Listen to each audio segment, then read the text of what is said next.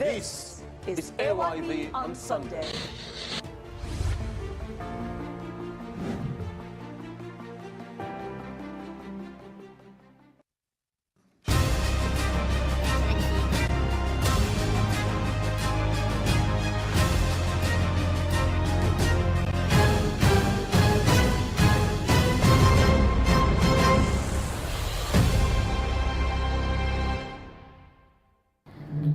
Friedrich Engels, German socialist and supporter of Karl Marx in 1879, states that government by the few, especially despotic power exercised by a small and privileged group, will cause corruption or selfish purposes. There have been several thoughts on whether or not the power-sharing perspective will either make or break corruption and other glitches of governance in the country. The main opposition, for instance, APC, has also stressed in the past that the chairman for the Public Accounts Committee in Parliament will be more effective if it were an opposition member holding that position. What is very keen about tonight's conversation is whether in support or in objection of the system, the views come seeking the people's interest or selfish interests of the political parties alone. Pabemba Sise from Telegraph Media, in his article titled Power Sharing, a Roadmap to One-Party State, asserts that democracy is about choice and accountability, noting that for more than 2 decades, Sierra Leoneans have gone to the polls to decide who governs. Those who win are entrusted with a mandate to lead, and those who lose step aside, regroup, and prepare to contest again. He strongly affirms that the alternation of power is not a flaw of democracy, but its very lifeblood, noting that in Kenya 2008, power-sharing arrangement ended bloodshed and left behind bloated government, policy paralysis, and widespread patronage. Lebanon's confessional system of power sharing has locked the country into endless cycles of crisis and dysfunction. The 2008 disputed election in Zimbabwe is another example where a government of national unity was formed between ZANU-PF and the opposition MDC. However, ZANU-PF retained control of key ministries and the coalition failed to curb authoritarian practices. Tonight we ask the following questions. Does this concept of power sharing really work in Africa, or is it just another recipe for chaos or political conflict? If it gives every political voice a seat at the governance table, why was it not initiated in President Bio's first term? Are we going back to the era of one-party state in disguise, or are we moving to the end of winner-takes-it-all system of governance and democracy? On the panel this evening, I am joined by Honorable Indolo Givao, representing the Sierra Leone People's Party in Parliament, Honorable Abdul Karim Hamid Kamara, representing the APC in Parliament, Dr. Idris Mahmoud Tarawali, Lecturer, Department of Political Science, FBC University of Sierra Leone, and Sharif Bari, National Chairman, National Democratic Alliance, NDA Party, who's with us in Studio 2. Good evening, gentlemen. Thanks for joining me in the conversation this evening. So we would get started. We highly encourage you to participate and be a part of the program by simply joining our Facebook page, AYV News. That's your platform to drop a comment or question about what we're discussing. And at some point, one of our producers, Emmanuel Nyakemomo, would be reading out some of your messages. But let's get started. We had tried to get the presidential spokesman. Unfortunately, he said he was tied to another commitment today, so he couldn't be here. We also tried to get the Minister of Information and Civic Education to be here. Unfortunately, he could not respond to the producers. But we wanted to get somebody to sort of communicate the president's idea of power sharing. So in the absence of those people, Honorable Givao, you're from the SLPP. Obviously, President Bio is a member of the SLPP. Please help the public understand President Bio's proposal of power sharing. What is he talking about in this concept? Thank you, Vivian.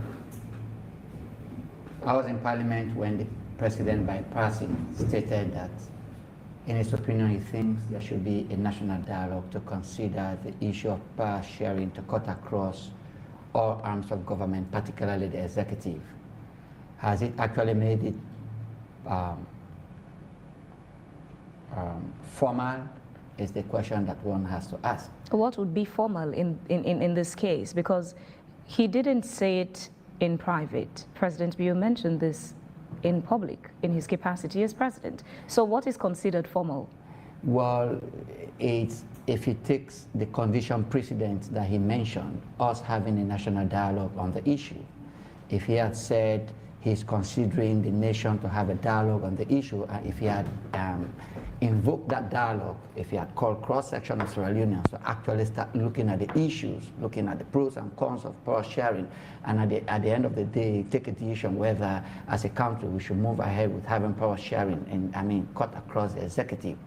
One thing we have to understand is the fact that since the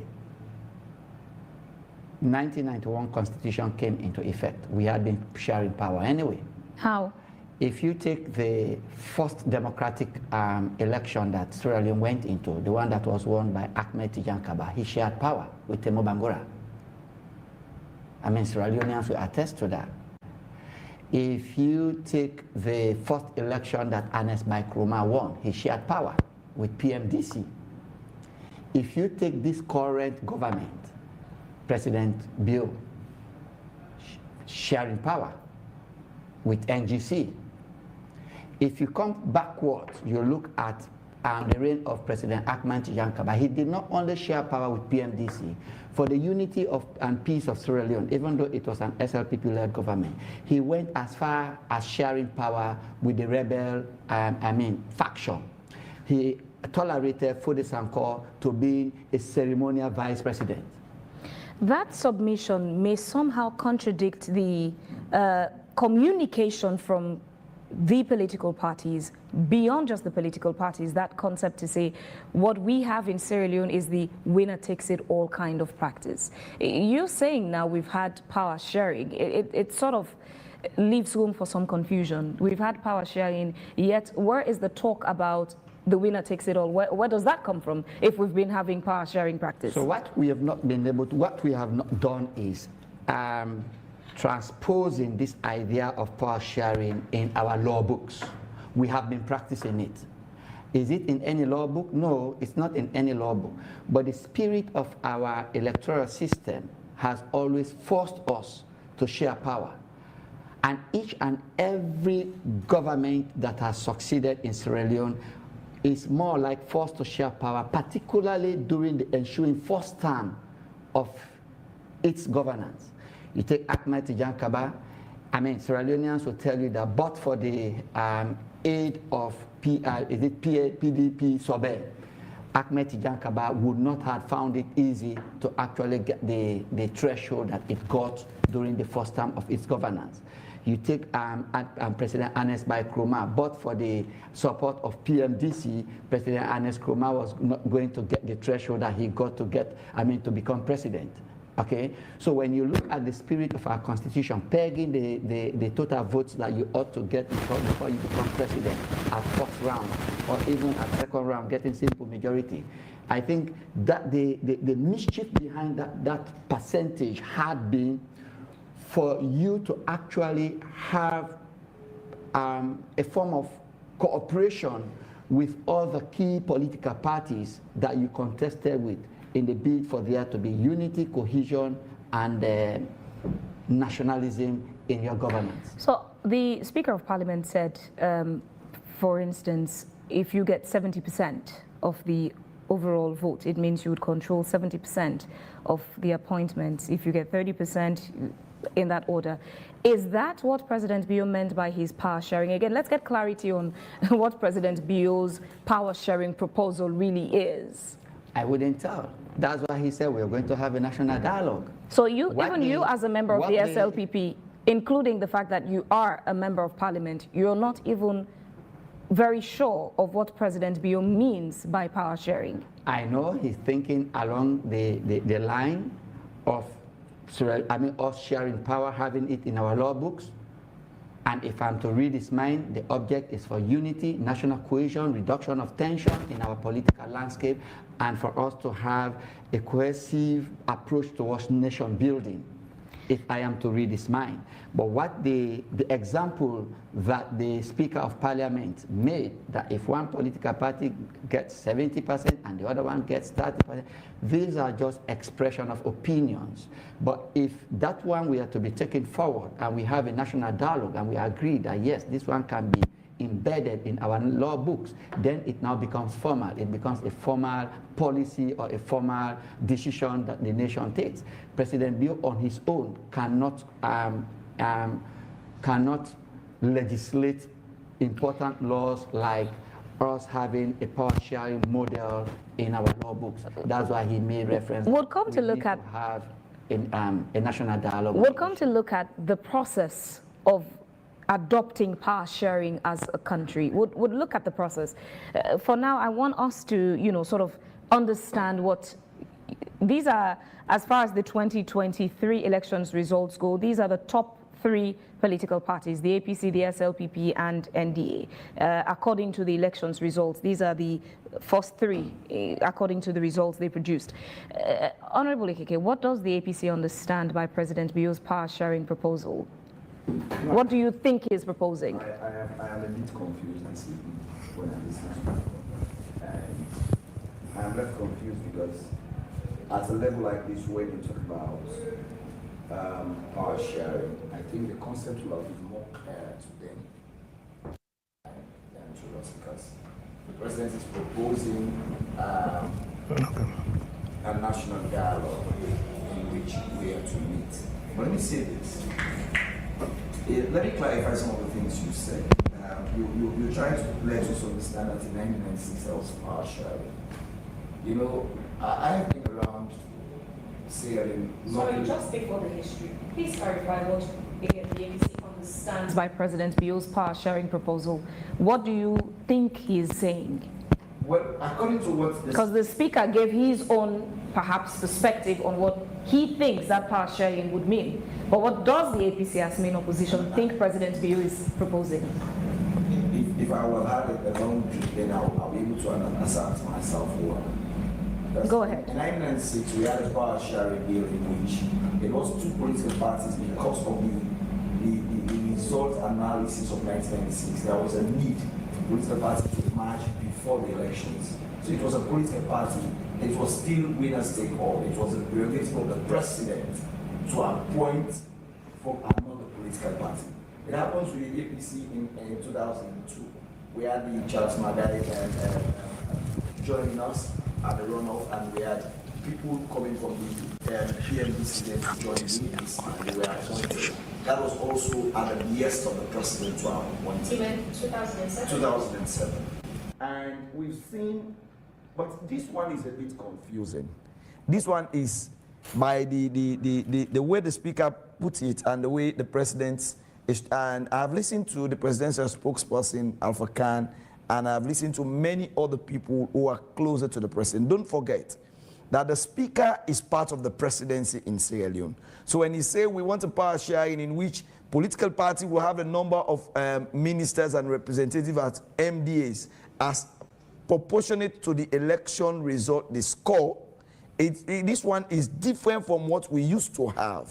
This one is not a combination of political parties, but rather to say if NDA is able to have 1%, they should be able to have 1% of all appointments across the political spectrum. Let me tell you what is confusing. Firstly, the timing is very poor. At a time like this, when we have much more better national issues to address, at a time like this, when we have gaps to address as political parties, political players, instead of the president calling us to have a national agenda that talks about development, is calling the country to converge on the very issues that adhere our own political ego. Power sharing is of no interest to the people. This is a way to say, we'll all come together. If we win, we shape, we not care about the people. Them. Honorable AKK, yourself as a member of the APC and as a member of Parliament had been in the studio before to talk about the suggestion that the chairman of the Public Accounts Committee, if that person was a member of the opposition, the person would be more effective, efficient, and robust in fighting against corruption as opposed to being a member of the ruling party. That in itself could be considered another aspect of power sharing. Okay, that's the, first of all, let me make it clear it is not. That is prudence accountability, and that's the model for almost all British Commonwealth states. In fact, when we go to PAC, Public Accounts Committees, hearings and international forums, we are the only country that still goes with the Deputy Speaker as chairman of the PAC. What we're saying in that and what the world is seeking is, if the wife is cooking and the eldest son is the one holding the mother accountable, it becomes problematic. Because when you dish, it's either the child is not being dished well for, or he keeps quiet and enjoy the good arm of the mother. Whereas if, like in Nigeria, we're in Nigeria recently on the WAPAC conference, it was an opposition member that was chairing the whole international conference. He was able to highlight to us the challenges and the successes he has gained. And if you compare the PAC, the PAC, in Nigeria and Ghana, how effective they are, sorry to say, we are far below their standards. Because here, first of all, the Deputy Speaker, who happens to be the member of PAC, is almost appointed from their party hierarchy before he's been elected. So, and the people facing those, the ministers in most of those ministries are also party hierarchy members. Imagine the days of Kanja, who is a regional chairman in the south. And the Minister of Energy is having a problem and they come before the PAC to just meet an ordinary member of parliament. Do you think you have accountability in that situation? So that's a different situation compared to when you talk about this power sharing. In this power sharing, it's a situation in which we're saying the people of Sierra Leone are not important at all. They only come to view, making a choice of election on who leads them is just a matter of whatever comes out of the result. It's us, the politician. We'll give out no remove. Now get 30%. Now we'll get 70%. I talk to the parliament, appoint you. That kills democracy. It kills accountability. I have many people say it's reduced the tension.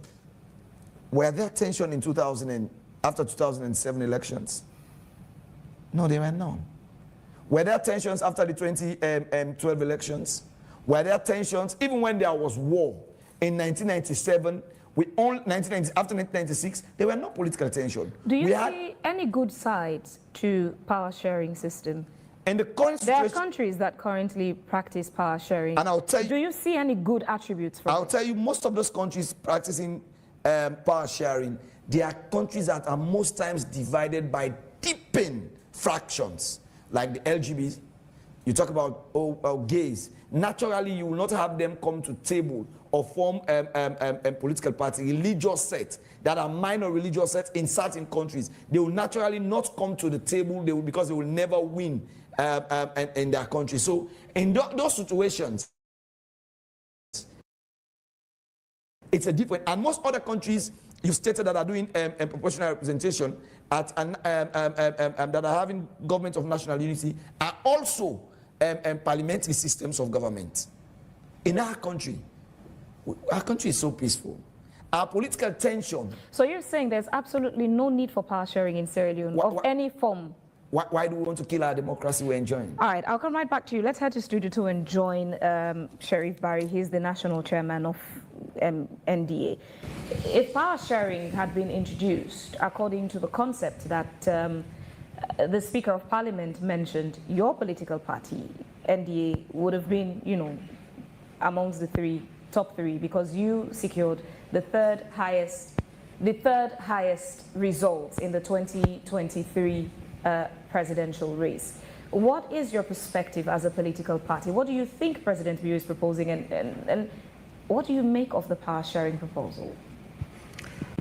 Thank you so much. And I say Salamu Alaikum to the viewers of this program. Let me start with one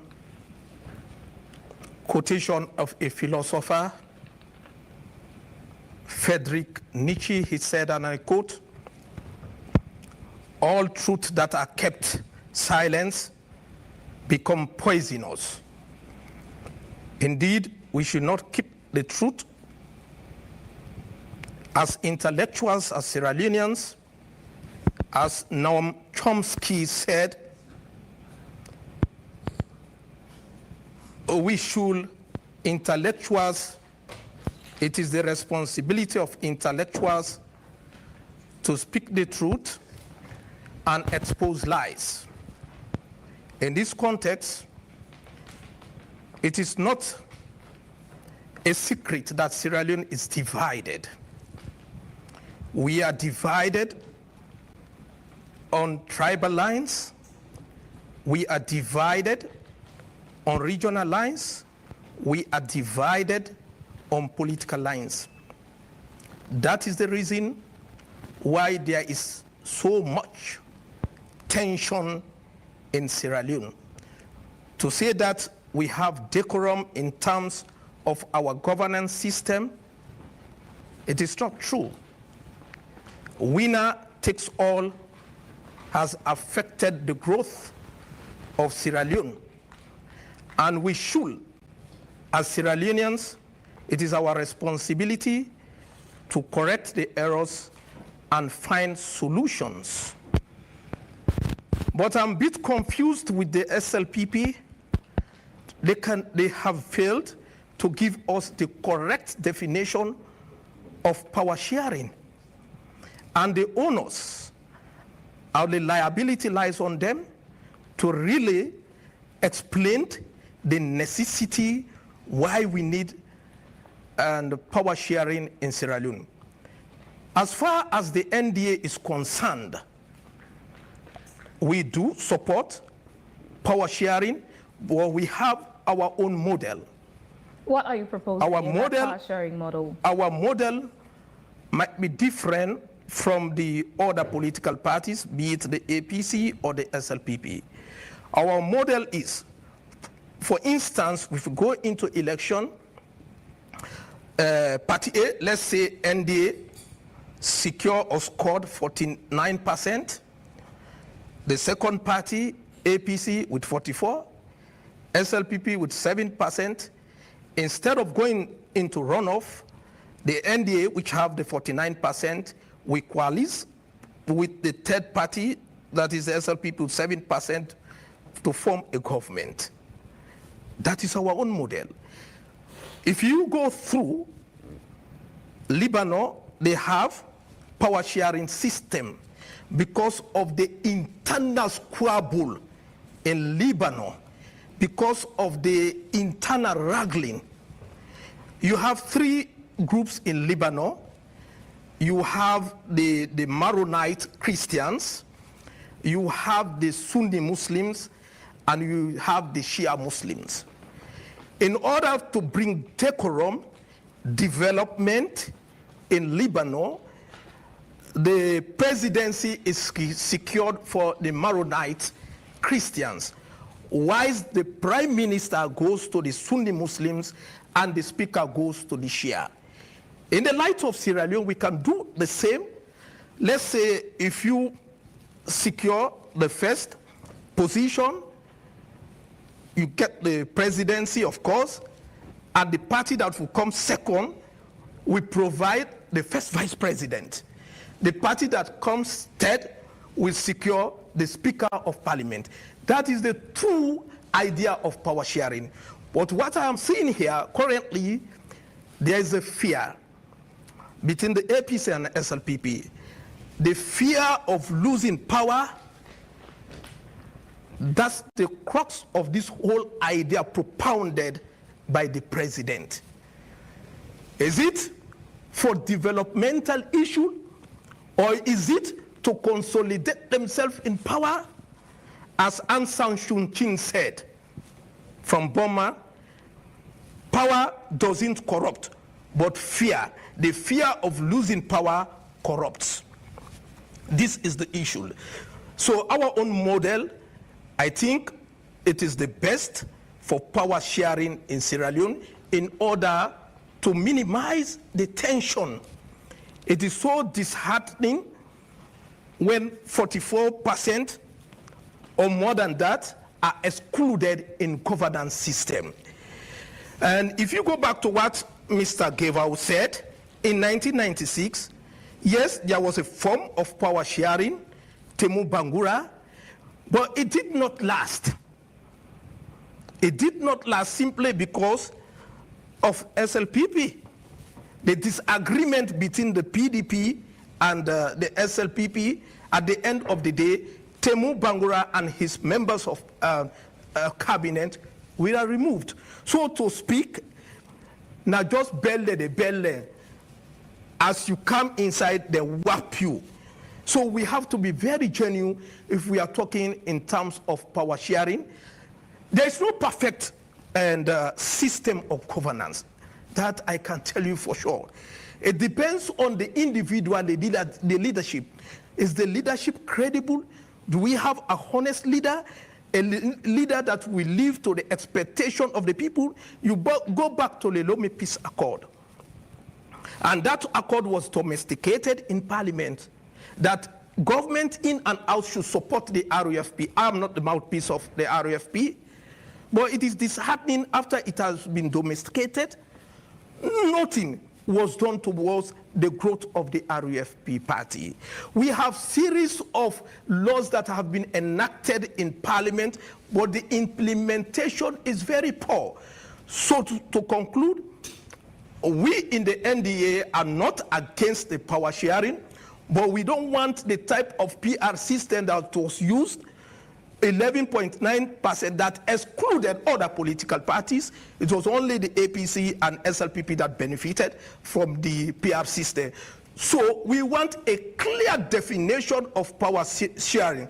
In other words, we don't want to see the APC and SLPP sharing power, leaving out the third political parties or the fourth or other political parties. If you say, lo we kukuyebe, the cassava go day, the potato go day, the plantain go day, everything go day. This is my humble submission. Thank you very much. We'll come right back to you. It's time we hear from the lecturer, political science. It's quite an interesting beat that, you know, there's still lack of clarity on really what President Bio is proposing on power sharing. However, there are models of power sharing in other parts of the world that have been seen. And through the history, it's been also mentioned that Sierra Leone has, at one time or the other, sort of practiced its own form of power sharing. But from political science perspective, what is this? Well, thank you very much. The more the politician speaks, the more I get confused. So I'll speak as an academic, and I'll stay within those realms as an academic. For a professor, if you want to write an academic paper which your peers will review, it has to take a certain set of structure. Number one, you have to identify a problem. Right? So for instance, you can say, nobody has critically studied how digital media contributes to violence. Right? You identify a problem. When you identify a problem, you put a solution. The solution is this study will provide information and knowledge on how social media contributes to X, Y, Z. Then you provide a methodology. I will use a combination of quantitative and qualitative data to generate this information. I'll use a case study. I'll compare Sierra Leone and Liberia, right? And I'll put this, right? The next thing you do, you provide a structure, how it would look like from step 1 to step 2. Would imagine. And with respect to, I truly appreciate the honesty of Honorable Gevau. There's no clarity on what it means. So the first thing we need to do is to define the problem. What problem do we have in Sierra Leone? Because what the government has done is to push forward a solution without identifying a problem. So the first thing we need to do is to identify what is the problem. Once we identify the problem, do you know why? It is not good for you to have malaria and they give you treatment for cancer, chemotherapy. It will kill you, right? Are we suggesting the wrong solution for the wrong problem. So we should identify the problem first. When we identify the problem, then we'll come back. Does power sharing solves the problem that we have? If it does, then we'll ask the other question. Which kind of power sharing model works for Sierra Leone? Once we are done with that, then we'll then now go, how then do we implement this model that we have identified? So I think this is a wrong step. The wrong step is it's a false beginning.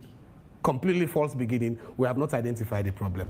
But just for the purposes of laying out. But do you think there's actually a problem that this power sharing proposal addresses? Yeah, but again, from a political science but the first question is, what is power sharing? Power sharing is a system of governance, right? Usually legally codified in law that guarantees all segments of society either a temporary or a permanent share in state power. That's what power sharing is. And power sharing is anchored on the principle of democratic conflict management. Give me a second, let me explain this, right? It is anchored on the principle of democratic conflict management. Everywhere that has been power sharing, the fundamental principle is conflict. Do not misunderstand this with coalitions. What happened in 1996 was a coalition. It's not power sharing, right? The SLPP, APC decide to come together, this party comes together. This is where the parties individually, on their own, we decide to come together and say, so it's about coalition to secure political power. It is not power sharing. Power sharing is a legally documented agreement in which every segment of society have either a temporary or a permanent share in the critical governance architecture of the state. And it is defined by a fundamental principle. There are various forms of power sharing, one of which is semi-autonomy. When people fight, right? We don't want to be part of it. We are Christians, we prefer to have our small. The state can decide that this part of the country, dominated by Christians, will give them autonomy. They will run their own governments and they behave their own way, right?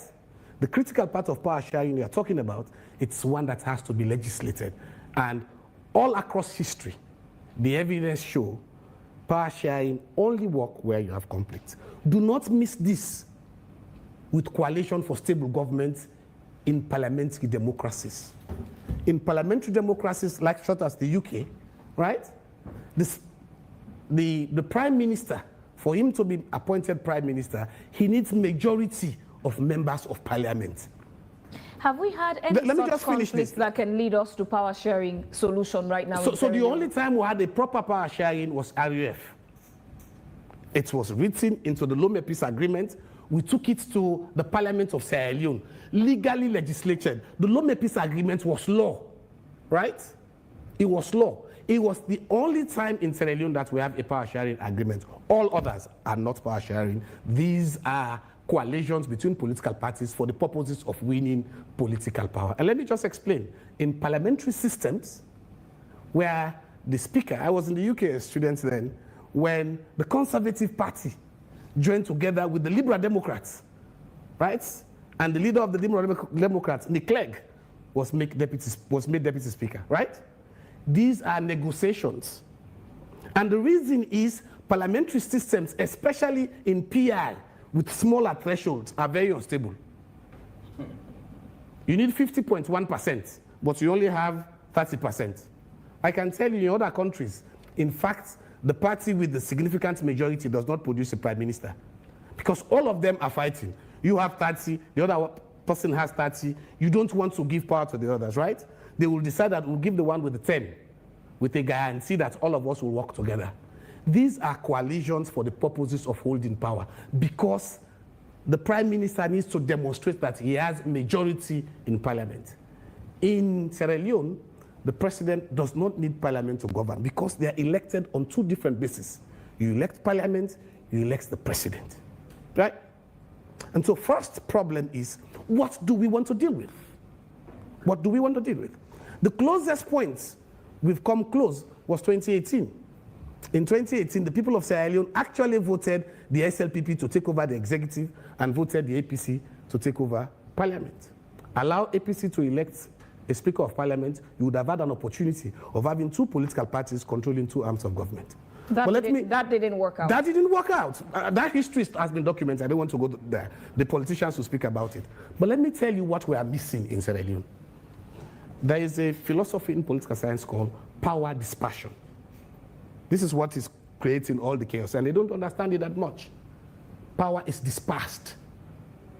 Power is not concentrated.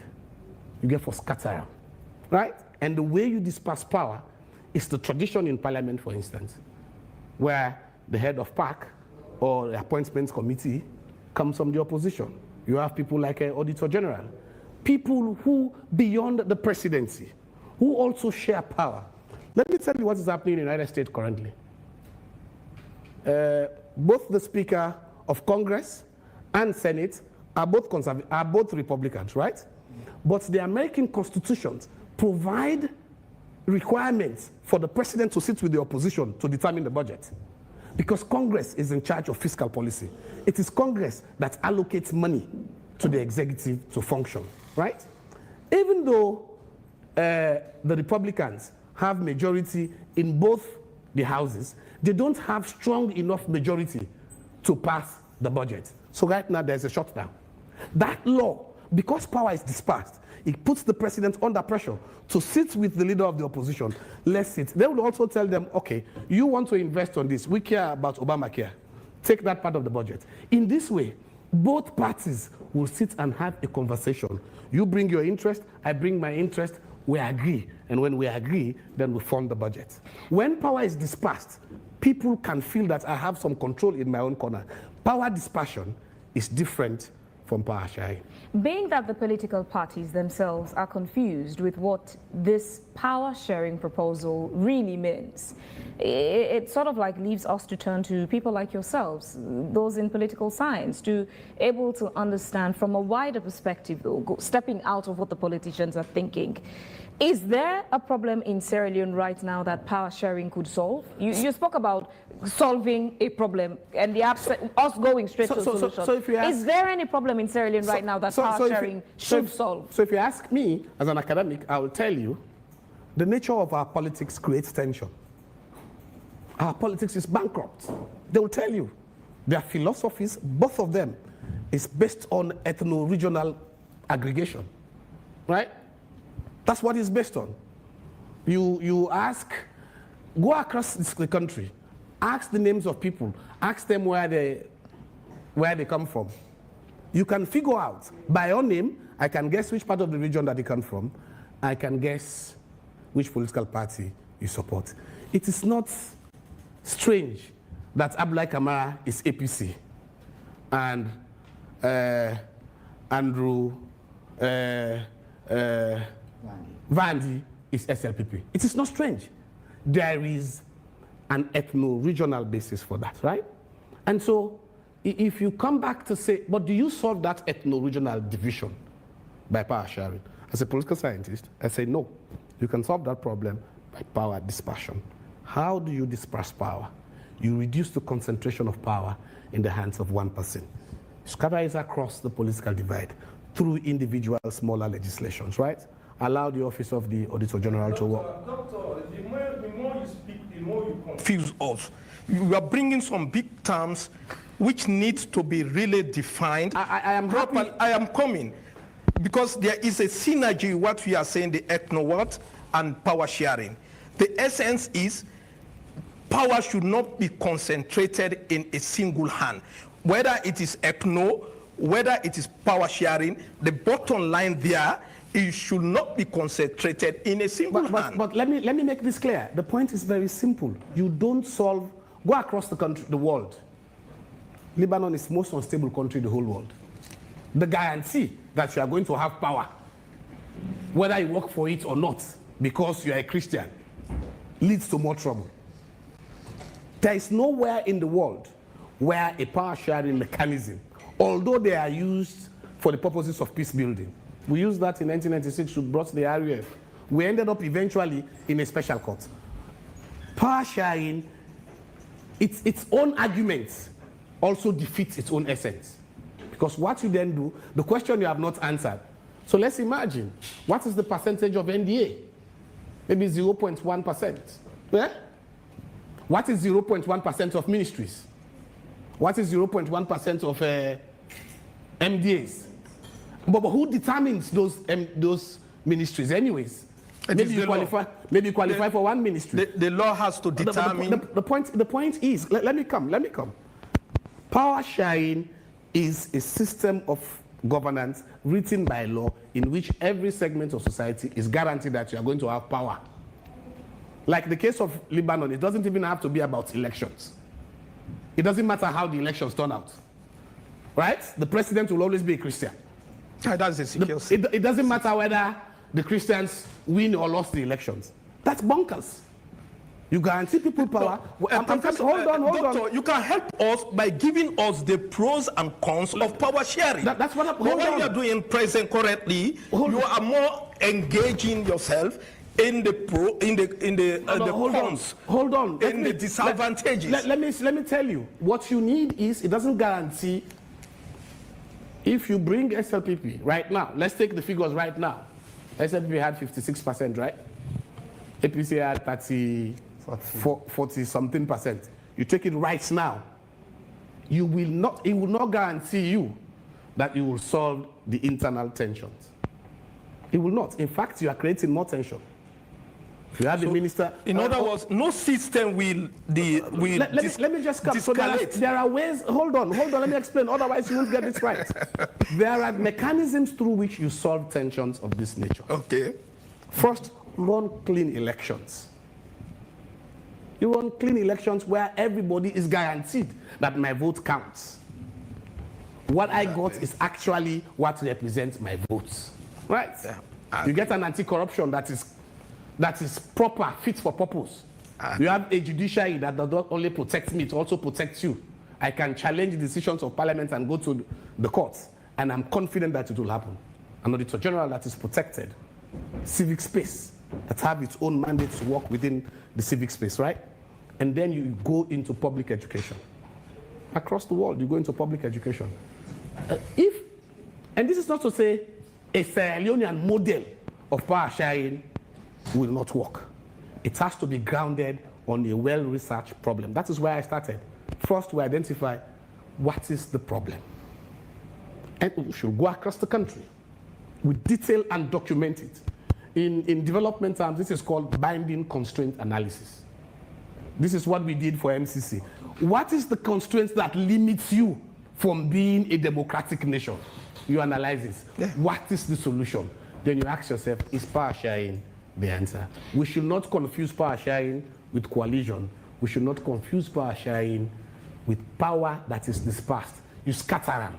This person there, yeah, there's rule of law. So this no actually, one authority exists. This takes us to Honorable Givao again. Dr. Tagawali is saying the problems we have can be solved not necessarily through power sharing. Let's clean elections.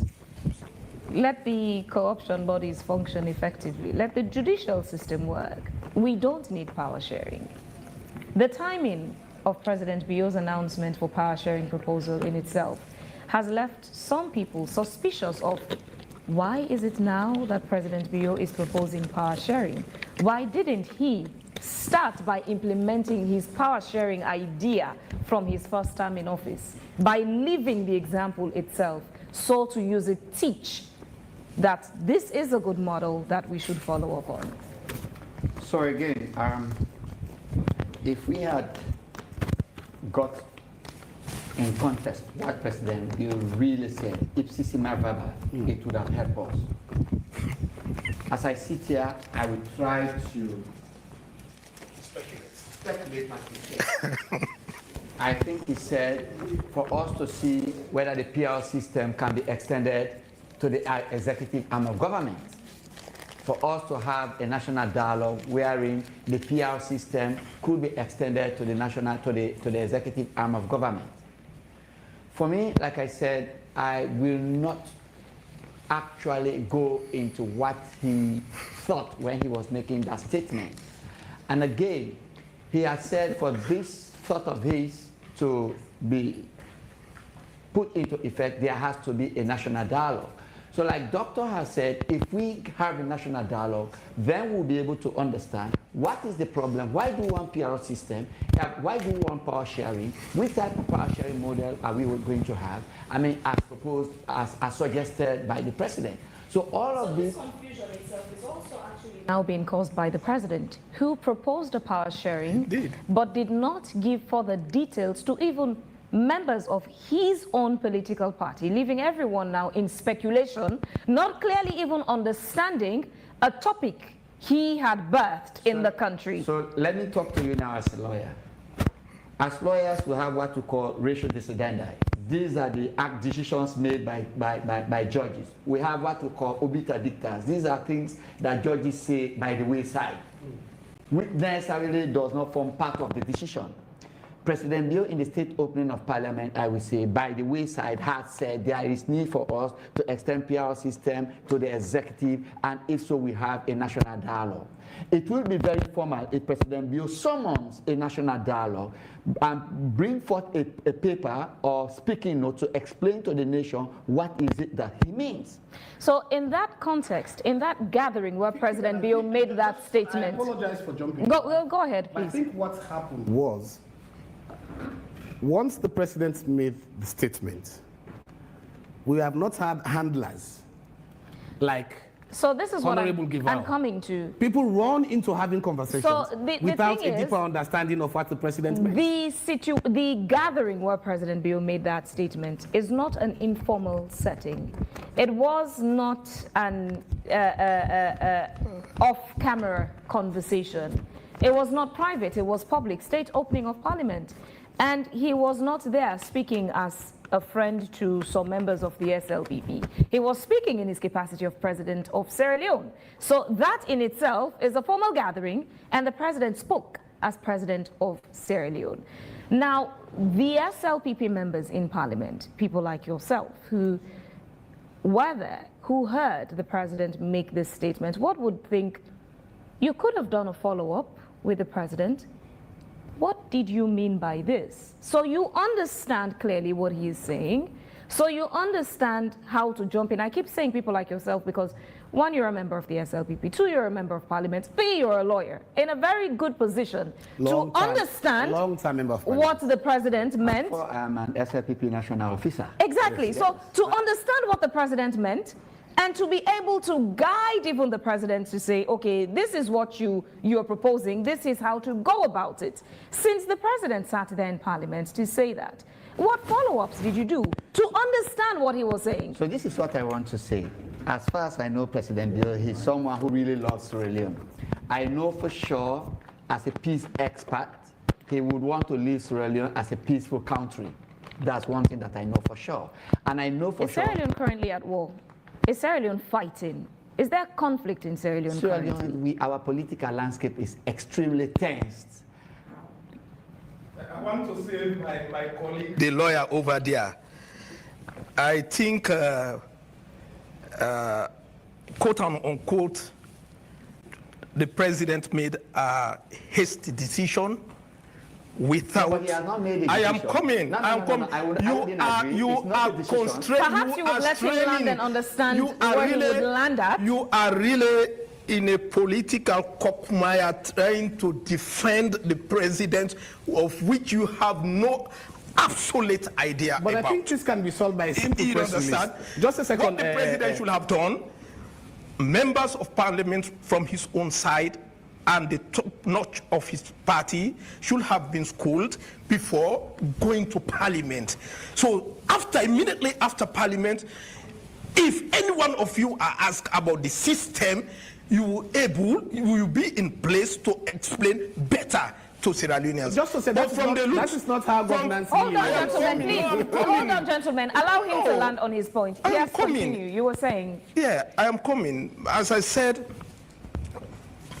most of the questions you couldn't answer because you have no pre-knowledge about this whole concept about power sharing. So to me, I see it was a hasty decision without meeting you members of parliament from his own side and members, top-notch members of his own party. So if you ask members of SLPP party, they cannot define what is power sharing. Why the reason about power sharing? This is my own opinion, my candid opinion. Yes, go ahead. Go ahead, Givao. Interjected. To help you. If you look at the state opening of Parliament, the document itself, that statement is not expressly stated there. The document that was laid before Parliament, there is not a line or a sentence like I'm now trying to say the president did say he will. So he went off script for a bit to make that statement. Dicta, like I said. You understand? And my brother here will tell you, I know for sure that President Bio is one person that consults. If it was something that he felt was his singular decision that he was going to take, he would have consulted. But because he knew it was not his singular decision, that is why he said there is need for a national dialogue. Has he called this national dialogue? If he has, then good. He hasn't called the national dialogue. But like he has Doctor initiated it. Yeah, Doctor said, members of the public, the opposition has taken it and has run away with it to say SLPP wants a power sharing. SLPP has not suggested on document the model of power sharing that they say SLPP wants. It is not on any paper. It was said, in passing by the president. In Parliament. I would suggest that Sierra Leoneans ought to have waited for this national dialogue to have been called for the issue to be discussed, and in the discussion, if the nation so wants it, like NDA do want it, then we would have been able to lay down the type of power sharing that we want. Is it the current PR system that we are practicing? Is it what we want to transpose in the executive? But it has not been laid bare. So the mere suggestion of it by the president, or the mere stating of it by the president during the state opening of Parliament, I cannot say it's a decision that he made, because it is not his calling to say I am going to inject power sharing as a law in Sierra Leone as a person. Where the president gets it wrong, just a second, Honorable. Let me just make a point. How policies and they are lawyers and lawmakers, right? When a president speaks in platforms of this nature, policy. they are almost policy statements, but they can be qualified. I will still give you an example. I was a student in the UK. The Prime Minister then brought a question of what he called the big society, right? He erupted into debate in the UK. What does the Prime Minister want? But the idea of the big society is an idea where citizens, right, become monitors of development programs, where citizens are more involved in governance and sort of checking development interventions, where we go back to self-help and contributing to issues of national development. But what he did was to qualify this. This process is still in the forming. In the next 3 months, government is going to put out kind of an opinion paper to lead a national conversation. So that is conspicuously because the president did not do missing that, in this context. The president just mentioned this in passing. Now, Honorable Givao, you've said it's not even on the script. His speech in Parliament, it's not there. So this means he went off script for a few seconds to talk about this.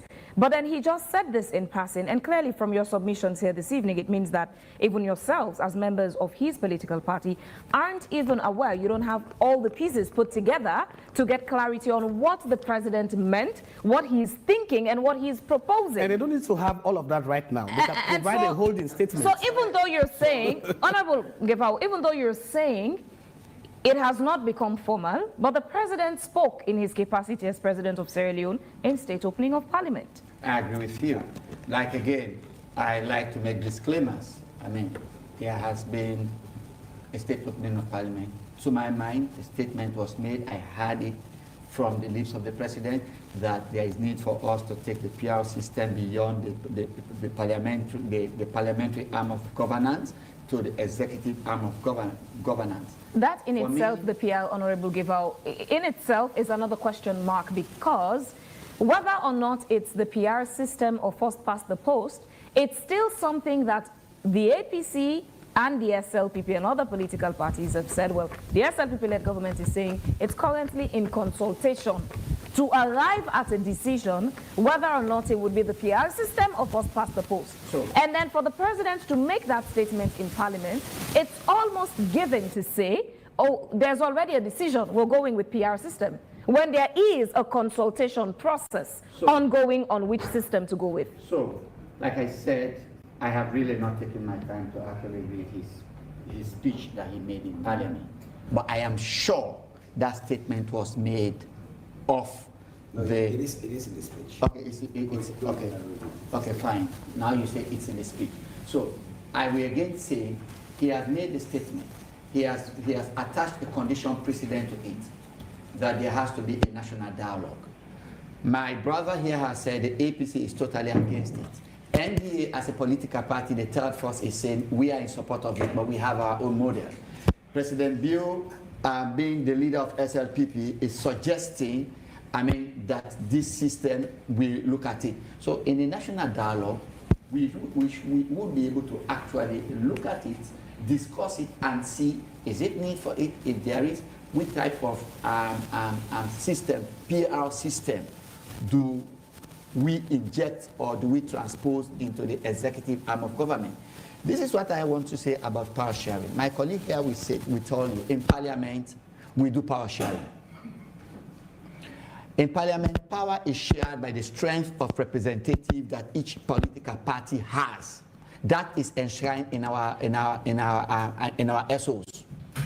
If APC has 43 seats, when we are distributing committees, APC has committees to reflect their strength in Parliament. If SLPP has 80 seats, SLPP gets committees that reflect their strength in Parliament.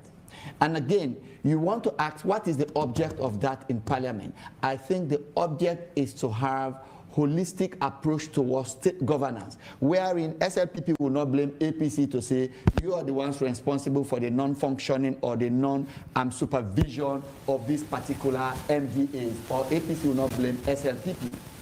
By and large, if you ask me as a person, do you think power sharing of the PR system is a good idea for Sierra Leone? I would say yes. Because I am not talking as a politician, as Indolo Geva, a politician who wants to actually serve his own selfish ends. I am talking for a system of government that will actually benefit those children of ours who have very little or nothing to do with politics, but whose interest is being guaranteed by the effective and efficient functioning of the state. I am talking for that businessman who has no business in political system, but his business is thrive if there is peace, national cohesion, and development in a country. I want to say that if we come together and embed legislations and have the proper methodology wherein power is being shared as per the model that we suggest, it will serve Sierra Leone better than this win and take all thing. Because sometimes I ask myself, going off the course, Indolo Geva wants to be president. Has he done self-introspection? What's the object? Is it self? Is it nationalistic? Does he even understand how governance runs, how governance operates? Most of us that go for this thing, we don't really even understand how the governance system operates. But yet we want the topmost position. Okay, is it to get the topmost position to get, what is in the seat? Or is it for the good of Sierra Leoneans? I am talking here for the good of Sierra Leoneans. If it is a system that the populace believe, the educated populace believe it will be good for Sierra Leone, I would say let's go with it. So how would the public be able to know if it is a system they believe in or not when there is no clarity on what this system is proposing? National dialogue.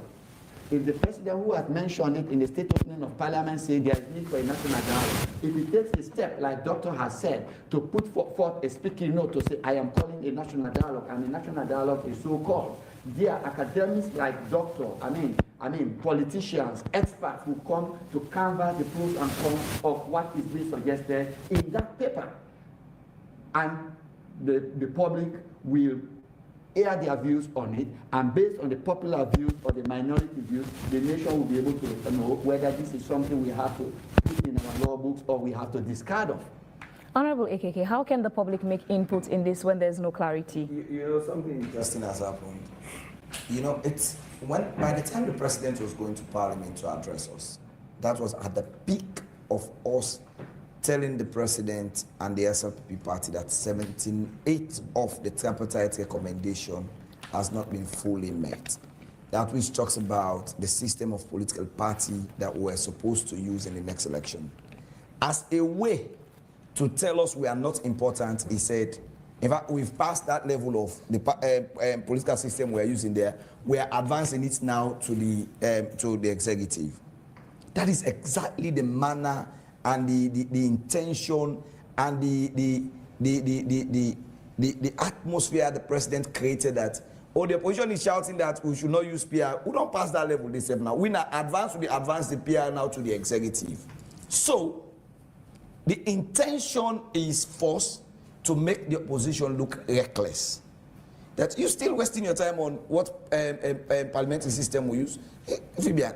You remember us close to the way. We don't pass it now. Now the suits remember us kind suits for way. That is how he thought of it, and that's how he expressed it. That we are expanding the PR to the executive. That's one. Discarding and disrespecting the fundamental principles that were in the tripartite, which asks for us as political players to sit, have a national dialogue to know what political system we use. That's one.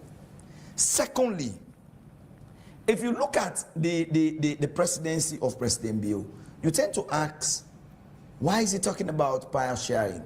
Somebody who does not even believe to sit with the opposition when he wants to appoint electoral commissioners and say, Bogeva, I want to pick Mahmoud Foleh at the East as commissioner. He doesn't believe in that. He doesn't believe in picking phones to call the opposition. He doesn't believe to dialogue with the opposition. To call the opposition or to call the main opposition? Are you speaking for the APC now or for all the other opposition parties? Because the APC itself is not the only opposition. It's just the main opposition. Okay. But there are other political parties. Take, for example, the NGC, which President Bio works with because they have their own arrangement and alliance. NGC is an opposition party. That is a topic for another day because... But it still qualifies NGC to be called an opposition party. Let me clarify in the annals of political science. Just as a political scientist, an opposition is a party with formal representation. So policies come to parliament and you challenge them, right? And this is not to say a political party cannot oppose or cannot contribute, right? But the history of opposition comes from parliamentary system. Those in the other bench, right? So to be an opposition... So you're saying as a political scientist, NGC should not be considered an opposition? I'm not saying that they can oppose, but I'm saying opposition parties are parties who sit in parliament and challenge government policy. Well, I disagree with you, Doctor. No, you are coming from the angle of a political scientist. From my own perspective, as a sociologist, okay. I have a contrary view from yours. I agree. Political parties can oppose. So we are also an opposition parties. Yeah, your own definition and mine, at all. Is contrary. I don't disagree with you at all. You speak of the political science, scientist way. I'm just saying. And I speak. I'm just as saying a political sociologist. No problem. So on the basis of different. Academic evidence, the history generates from English Parliament, right, where the party in power sits there and the opposing party sits the other way. That's where I come from. Opposition didn't start with the British Parliament. It's the oldest, and that's the first. It didn't start there. No, that's the first and the most recorded one. No. So gentlemen, while there cannot be a decision made on, opposition, what is or what is not an opposition today, because again, for the both sides you're proposing now, there are people who would agree with Dr. Tarawali, there are others who would agree with you, Sharif Bari. So while we may not want to dwell too much on that, I'll come back to the submission you were making. You were saying that President Bio does not even believe in consultation with opposition. And I'm asking you, are you saying that for APC or for all the other political parties? Let me say this. You conduct elections in Sierra Leone 30 times under the current political climate. The political parties that will score above 35 to 40% will be the APC and the SRPP. Let me also say this. We've shared the political landscape in Sierra Leone for as long as we've been under the democratic, from 1996, the Second Republic. I am saying, if you are talking about power sharing, if you're talking about building, having a national dialogue on power sharing, there are basic things you would have, first of all, they would have been seen. You would have rolled them out. As Dr. Tali was saying, in 2018, we had the biggest opportunity of having a situation in which both political parties were going to be on the front line of government. No, but you didn't answer what I asked you earlier. Are you speaking for the APC or for all the other political parties? Because you said all you said President Bio does not believe in consultation. I'm curious, how do you know about what happens within the other political parties? Okay. When I'm here, I am first of all the secretary of the region northwest of the APC. I am the opposition whip in parliament, and I'm invited here as the APC representative on this panel. So when I speak on behalf of the people of Sierra Leone and the APC.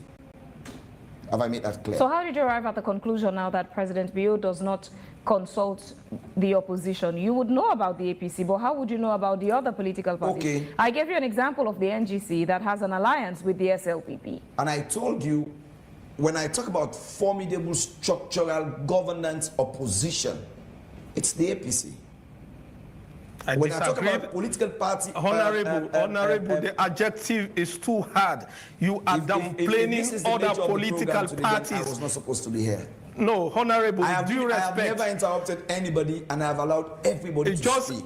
An interjection to rekindle your mind, sir. So, while this is not an attire base, his interruption is granted. He's saying he's not comfortable with the way you're quantifying opposition, and he is also a national chairman of one of the political parties. In fact, the political party with the third highest votes in the presidential election. When he said he agreed with power sharing, even without understanding what power sharing is, I kept quiet. I didn't say so. I said we have our own model. That our own model. Believe in what you believe in and allow me to speak. Carry on. Thank you. Respectfully. A president who calls an opposition terrorist at the calmest time of our election, after elections. Yeah, I want to interject. A president who does please not allow him. Don't think, no. Honorable, No, I beg you, please allow him to land. Then you can respond to what it is he is saying. Kidian, there are times when you bring the character of your president in a public debate like this. Did President Bio not ever call any other political party terrorists? Did President Bio never mention terrorists in the country? Let me say something. That APC is terrorist. Yes, he did. On a national broadcasting. Yes, he did. No, he did not. No, he did not. No, he did not. And when you try to bring the president's name into FOIA, a president who does not, then you are personalizing your argument. And personalizing your argument, to my mind, is disrespectful. I must say.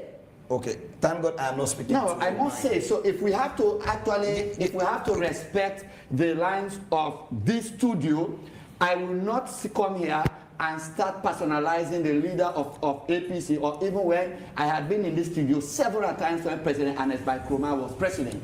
I had to make sure I gave him the requisite respect as president and as a father, an elderly person, and make statements that does not actually demean him and demean his office.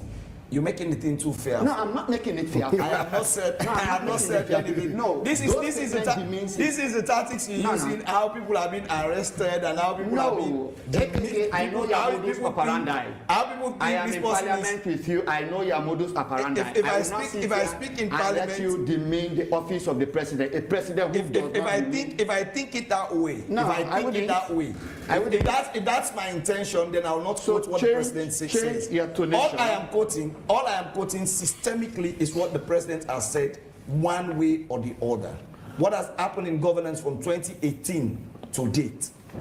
Get me wrong and challenge me when you have the opportunity to speak. So Phoebe, this is why I told you it is good to have the politicians in one group and have us in another group. Operandi has always I have not said anything which the presidency I have never his office. And if there's any Sierra Leonean, no, let me clear this. If any Sierra Leonean believes in President Bio, I do that. We rather call the program off or we respect that office and discuss the issue at hand. Gentlemen, may I also clarify that none of you could call the program off? No, you will leave.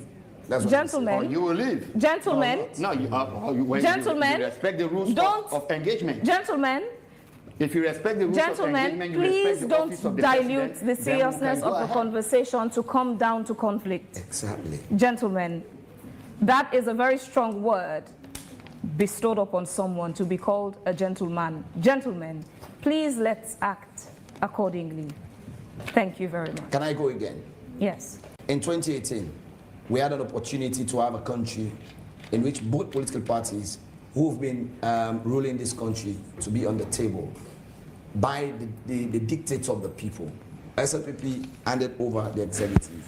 APC was given the opportunity to lead the legislative. That was manipulated. That was taken away off the people. And a president that wants to work with an opposition, a formidable and an official opposition in parliament, will not allow any Jack and Jill to have done that. We've been in a country where the president has said to us that we live in a divided society. As a father of the nation, unity will have been the first word in such a platform. We've been in a situation in which people all across this country were booted out of offices because they believe and they claim they were members of the APC. A president and a country that wants to have because all we hear is political tensions. Our political tensions have never rose to the point of people taking arms against one another. No! Our political tensions have always been around situations where we have people being denied of jobs and opportunities, where people are being denied of campaign opportunities in certain regions, where people's offices are being burnt down in certain regions. Let me tell you what we need at this time. After 2018 and 2023 elections, all those who burnt down the APC party office in the Southeast, has anybody been arrested? Let's come back to the power sharing conversation. I'll come to the power sharing situation Honorable when AKK, we address. let's come back to the power sharing conversation. So what do you want me to say? Tell me what you want to say. You want me to say? Hold on. Honorable Givao, Yes, Dr. Tagawali had mentioned earlier, there are many other problems we have that can be addressed differently rather than a power sharing proposal. You've taken mine. Clean elections. Clean elections. I believe in it. He's saying that plus fixing the judiciary, fighting corruption. Could there not have been another method in handling this as opposed to power sharing? Because what he has established is, from a political science perspective, power sharing comes in when there's conflict. And I also asked you earlier, is there evidence of such kinds of conflict in the country that would lead us to needing a power sharing as a solution?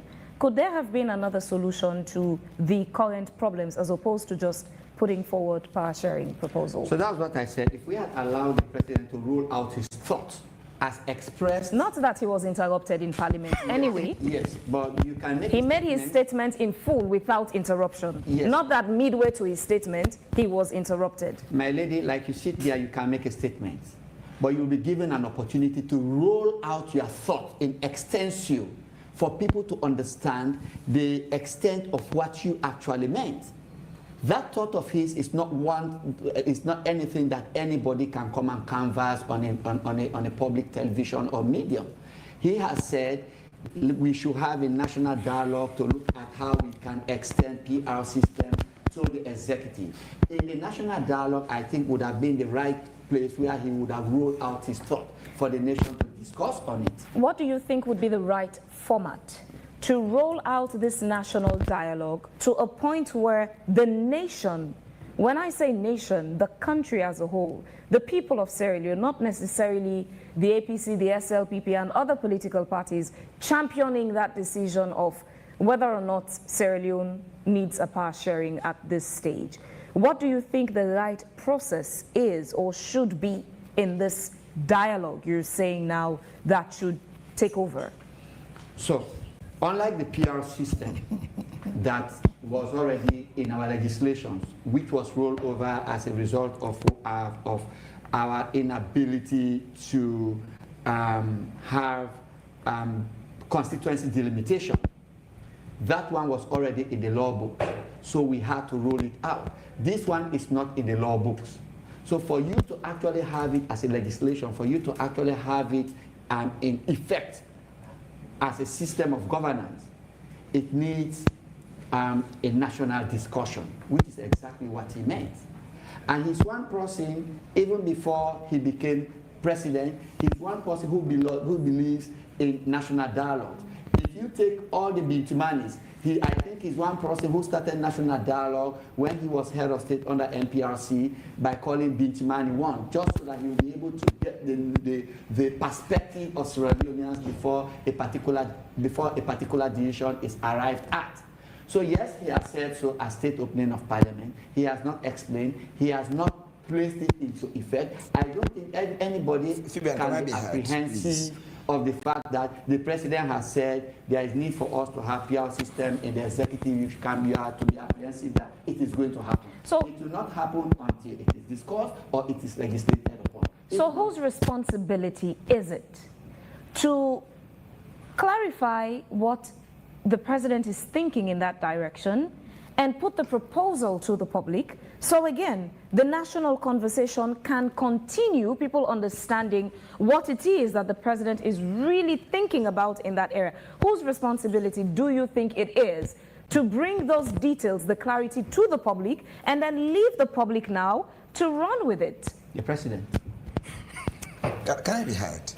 You know, in governance there are structures. I find it very difficult to think we still deny this is not a government agenda. We see the presidential spokesperson. When you have a presidential spokesperson, he does not just speak on behalf of government, because that's why you have a minister of information who brings government agenda to the public. But when you have a presidential spokesperson, he speaks directly the heartbeats of the president. And we've seen the presidential spokesperson on various platforms propagating the ideas of the president and what the president means by power sharing. What the president means extending the PR to the executive arms of government. So if we sit here and we pretend, oh no, we are still to understand what the president means by power sharing, we are only fooling ourselves. Because even the people at Mambela now understand that the presidential spokesman has said, in the thoughts of the president, we are to have ministers according to what we score at the elections, hereby taking the power of the people of them to elect who they want to lead them. That is not what we desire as a country now. We said this clear, and Doctor has helped us to put the whole debate in context. One, are there issues?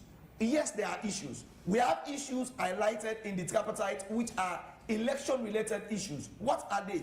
Violence during election period. How do you curtail that? Bring those people who have committed those violence and atrocities to book. Do we have issues? Yes, we have. Do we have fair opportunities with state medias like the SLBC? What has been done about that?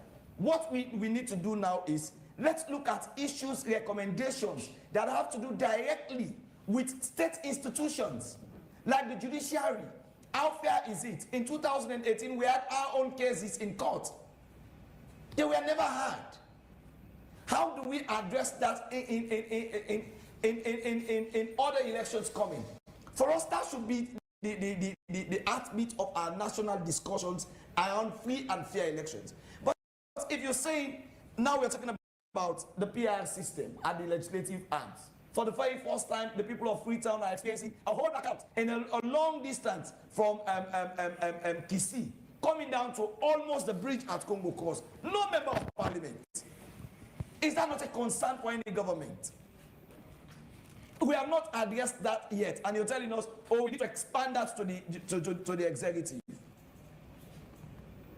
Now, even the Bible says, can two work together unless they agree? In situations like this, I had my brother equating what he did not understand of power sharing to mean what operates in parliament. What operates in parliament is a situation in which we know naturally in parliament there are going to be numbers of MPs and percentage depending on how the parliament is being configured. So not to deprive us of our own representations and our own opportunities to chair certain committees, the standing orders are very clear. Could that be the same of the executive? No. Because if you do so, you're taking away naturally the powers of the people. Somebody has said this to Since President Bio made that statement in Parliament, you know, in passing, talking about power sharing, what has the APC done as a follow-up to that statement? What we've done, we've written... A follow-up, a reaction? We've held a press conference addressing exactly what he said. We've done a letter. We find ourselves in a situation in which the ruling party does not believe they need to talk to us, even as opposition. We find ourselves in a situation in which the ruling party does not believe, they believe if you are an opposition member, you've committed the worst of crime in the world. So they don't believe in talking to us. Fabian, in normal democracies, short a thought we believe is meant to bring in their own mind peace and unity that is already existing, will have first been discussed even with the opposition before it reached out to the ordinary people. But to tell you how insignificant we look in the eyes of the ruling party, no, we are not. We are not. Vivian, just a second. Yes, go ahead, please. I will say my brother AKKC said the leadership of the APC, they have more access and talk more to President Bio than even the leadership of SLPP. That sounds childish. No, it sounds childish. Please let him land. No, it sounds childish. Let him land. No, Yes. for the first time, I want to interrupt you. Honorable AKKC. Because the statement is making Please let him land. is making out has a tendency. Yeah, but I am sure the public is, hold on, Honorable Deval, sorry. I am sure the public is very interested in getting the details of what Honorable Deval said. And please yes, allow you me were to saying, please also land. repeat You would it. respond, but let him land. You're saying they have more access to President. Please, yes, land on that. Of APC on every sensitive issue has more access to opportunity to access President Bio and do access President Bio and talk to President Bio, even more than the leadership of SLPP. So if he is saying we have a ruling government that does not want to talk with the opposition, I beg to differ. The ruling government, maybe they are not being honest with their supporters. The ruling government is always talking to them. And even on issues of, we have this person that does not consult, this government has always consulted with them and has invited them that if you think you're not being consulted, there are proper channels of addressing it, go to the Supreme Court. But when you get things and yet you come to the public and pretend as though it is not happening, no, that's not how we do politics. If you access President Bio and you have the opportunity to access President Bio and you do access President Bio, let the public know that you are accessing the president because you are in governance, you are in the leadership of APC. And I know for sure President Bio is engaging them. How do they get to meet President Bio? How do they get these encounters, these sessions where, as you've said, they have more access to President Bio than even the SLP? If they make a request to say they want to sit with the president, I tell you their request is granted at any point in time. The APC leadership in parliament, anytime they make a request that they want to sit with parliament, they make it formally through scope or whether informally, I will tell you on public that they have the opportunity to sit with the president to talk. So it is not true that this ruling government is not consulting them. He has already said the opposition means, or by definition, opposition means when you take a seat in parliament. I would say categorically that this government... Well, it was Dr. Tayali who said that. Based on that definition, I will say this government is consulting with the opposition more than any other government. I was in the SLPP executive when the APC party was in governance. Not a time did President Anes Bai Krumah call SLPP to consult or confer with us for the appointment of anybody whose appointment is expressly stated in the Constitution. Not the time. But President Bio has been doing it with the APC? Sure. There have been letters to that effect tendered in Parliament. Letters written to the APC, particularly on their objections of of the appointment of National Electoral Commissioners, which has been bringing this entire brouhaha over consultation. Anytime it comes up, the leader of government business will tender in parliament, show to the public that this letter was written to the APC on this particular time. Honorable AKK, so why is it then that the APC keeps saying that you don't have access to President Bio, he is not consulting you? Honorable Gevao just said you have more access to President Bio. I wish he was speaking from the level of respect I had for him. But today he is condescending to speak like a politician, and I will understand he is one. We have never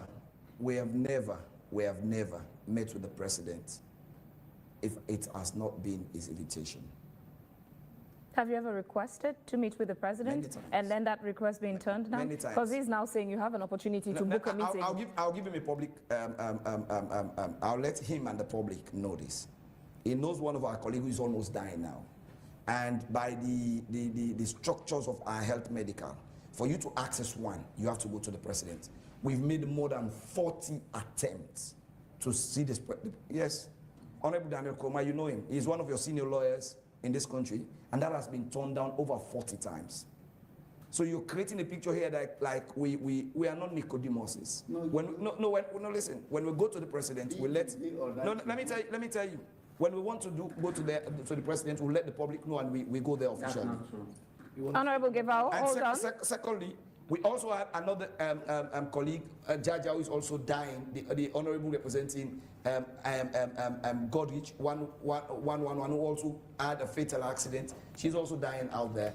And we've done everything possible to meet the president on these two official matters that demands, which are life-threatening. So if Gevao is here saying, this is, you know, the truth is, so let me land. My point. Hold on, Honorable Gevao. Hold on, Honorable Gevao. Hold on. Honorable Gevao, hold on. You were speaking. Honorable Gevao, please hold on. Yes, Honorable Let me also make this clear that when I talked about the president meeting with the opposition in this situation, I made it very clear. Situations like this that talks about national discussions, national dialogues, where first of all would have been initiated by the president, meeting with the opposition. And he mistakenly said President Koma has never consulted. When I was working at State House, it was like even President Koma was almost sharing State House with JOB at the time. He had no protocols going to State House. No protocols. That was the governance President Koma had. And besides that, President Koma himself will go to SLP party office. He has done that more than twice. So in this situation, even President Bio will tell you, I have visited President Koma more than any other person in the SLPP. That is naturally the situation as it were. Don't paint a picture that never existed. We are saying simple. If you want to work with the opposition, what we have in Sierra Leone, these are not political tensions that have reached the hallmark to say, oh, because they are political tensions. No, the political tensions are clear. They burnt our party office in Moyamba. They burnt our party office in Bo. They killed our supporters in Pujeo. Gentlemen, they killed us. They attacked us. Please hold on. Continue to stay in the studio. That's the truth. Gentlemen, I'm now. No, that is it. Honorable That is the AKK. crux of the conflict in the country. Honorable AKK. Honorable Gevao and Honorable AKK. I don't debate. The truth is, Gentlemen, we are looking at the issues that has led us to this conversation. Gentlemen, that topic, that title as a gentleman is a very solid title that should not be ignored or diluted. Please maintain decorum. We're heading to read out the messages. Good evening, Emmanuel. What do you have for us? Good evening, Phoebe. It's also very hard-hitting on our Facebook and our social media handling generally. Let's just look at some of the messages that we have for tonight. Augustine Momo says, AKK, you are very correct to say that Sierra Leone is far behind other African countries regards development. You know that your party, the APC, has ruled longer than SLPP, and during the longest tenure of the APC, you could not implement policies in favor of the electorate. Alfred Lance says, Dr. Tarali is saying nothing but the truth. Power sharing is quite different from coalition. Thomas Rogers says, SLPP seems to focus on asserting their power, while APC appears to disagree with that approach.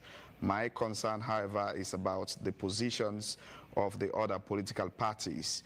What are their views on this matter? Is this power sharing going to be limited only to the SLPP and APC, or will it involve other political parties as well? And if the other political parties are in agreement with a power sharing agreement, how will that impact the dynamics between the main parties? It's important to understand the broad political landscape beyond just the SLPP and APC. Francis says, just because SLPP members know they will not win the 2028 elections, that's the reason why they are now calling for a national dialogue. Kamara Charles says, Honorable Hindolo Gevao deliberately ignored the first question to know the stance of his colleagues on the panel.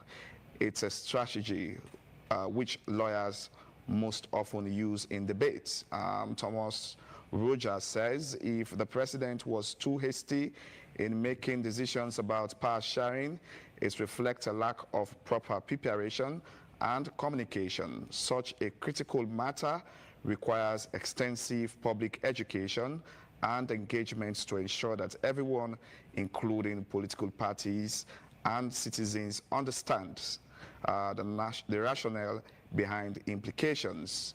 Had the president initiated a serious and inclusive dialogue on the issue involving all stakeholders, I don't believe this would have become a controversial topic.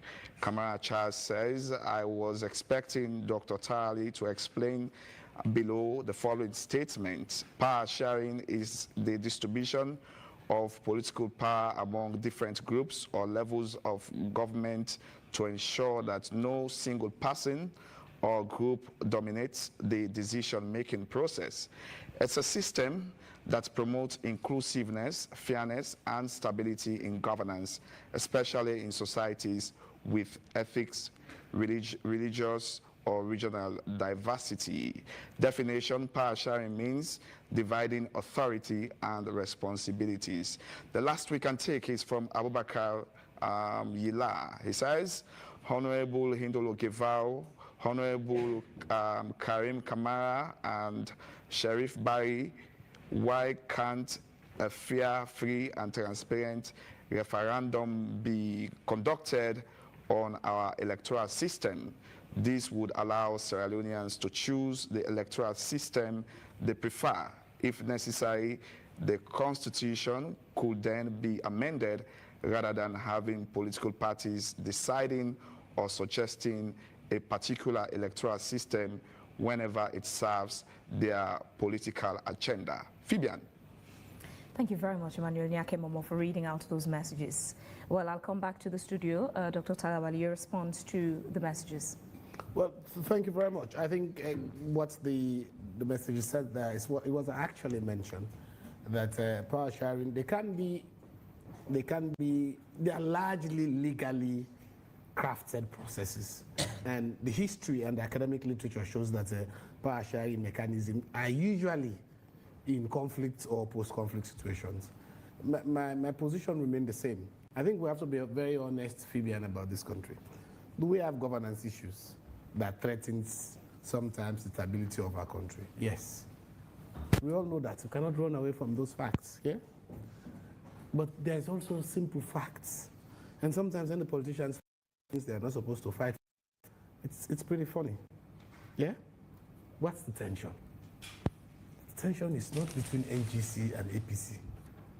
The tension is not between REF and NDA. The tension in our political divide has always been between the two main political parties, right? There are ongoing conversations about the threshold of the PI system, how it eliminates other political parties who could have secured, right? Are we paying attention to that to ensure that we have a PI system that actually, the standard procedure across the world, PI is no more than 5%. Yeah? Go to countries Europe, Italy, almost all countries that uses PI in Europe, they're usually between 3.5 to 5%. Ours is 11.9, which entirely eliminates other political parties. But the question is very clear. We should not mix up a coalition which allows political parties to talk to their colleagues and say, join me. When I get power, I'll involve you into this. These are coalitions, and they happen, right? Power sharing is much more than that. And the history shows that they usually happen in conflict situations. The question we need to ask ourselves, are we at that point? The second question we need to ask ourselves, and this is where I started today. What is the problem? We've proposed a solution. Does the problem fit for purpose? Are we prescribing chloroquine for diabetes? Will it solve the problem? I think there is a way the government could have approached this. Usually you can do this via a holding statement. The president makes, and I agree with you, it's made on the state opening of parliament, in the well of parliament, which presupposes some form of officialdom, right? An holding statement could have come out. This is the plan of the president. A team has been put together to put a position paper to inform a national dialogue, right? The way we are running with it without a proper, the conversations here shows that 99% of Sierra Leoneans don't know what the power sharing is all about. And my position remained the same. Most power sharing examples you've suggested in this program are tentative. You go to Kenya, it was tentative after the elections. It went up to 2013, right? It ended there, and they went back to their regular elections. Mozambique, it's the same. The permanent futures that you have are cases like Lebanon, where it's a fundamental problem of sectarianism. That's the problem in Lebanon. Christians will not work with the other two sects of Islam. And so they provided a legislative provision. This does not mean that they don't conduct elections. They do. They conduct elections, and the way parliament is constituted is not power sharing. They know that. These are the facts. Those who win will have a majority. But the provision is always there that the prime minister will come from this, the speaker will come from that, and the president will come from this, right? If you go back to other countries, there are even other models of power sharing. If you go to places like Switzerland, they don't even have a powerful president. They created communes. All the communes are almost autonomous on their own. So if you have 5 communes who rotate the presidency, right? So we can divide Sierra Leone into 4 regions. We all run our regions. You are the head of the northern region. I'm head of the southern region. He's head of the east. He's head of the western area. So we decide the president for 1 year is the head of the western region.